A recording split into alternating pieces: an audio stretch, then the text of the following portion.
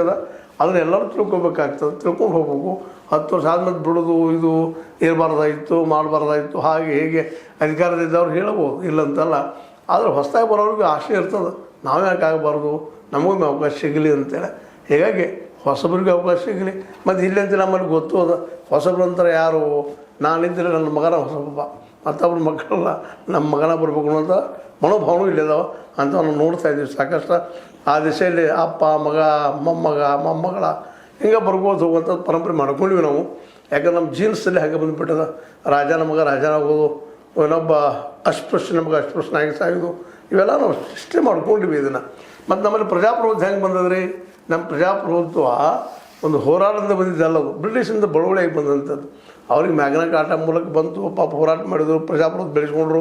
ಆ ದೇಶದ ಸಂಪ್ರದಾಯ ನೆಲಗಟ್ಟು ಇವತ್ತಿಗೂ ಸಂವಿಧಾನ ಇಲ್ಲ, ಆ ಸಂಪ್ರದಾಯ ನೆಲಗಟ್ಟಿನಲ್ಲೇ ಪ್ರಜಾಪ್ರಭುತ್ವನ ಆಚರಿಸ್ತಾರೆ, ಅದನ್ನು ಬೆಳೆಸ್ಕೊಂಡು ಹೊಂಟಿದ್ದಾರೆ. ಅದಕ್ಕೆ ಇಲ್ಲಿ ಹೇಳ್ಬೋದು ಇಷ್ಟ, ಆ ನೆಲೆಯಲ್ಲೇ ನಮ್ಮಲ್ಲಿ ಪ್ರಜಾಪ್ರಭುತ್ವ ಬಂದಿಲ್ಲ.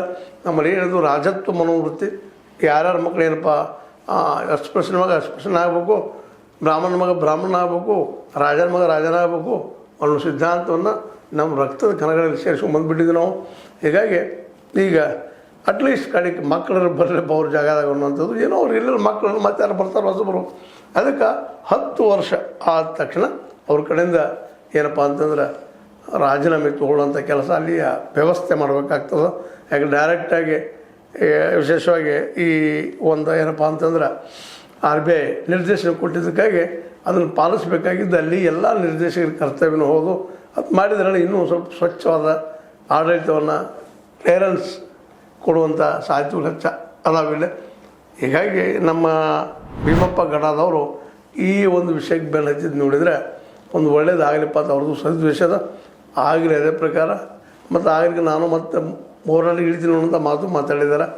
ಮಾಡಲಿ, ಹೋರಾಟ ಮಾಡಲಿ, ಇನ್ನೂ ಅನೇಕ ಸಮಸ್ಯೆಗಳಿದ್ದಾವೆ ಇಲ್ಲಿ. ವಿಶೇಷವಾಗಿ ಈ ಗಡದವರಪ್ಪ ಮಾತಾಡ್ತಾರೆ ಅಂತಂದ್ರೆ ಏನೋ ಒಂದು ವಿಷಯ ಇಟ್ಕೊಂಡು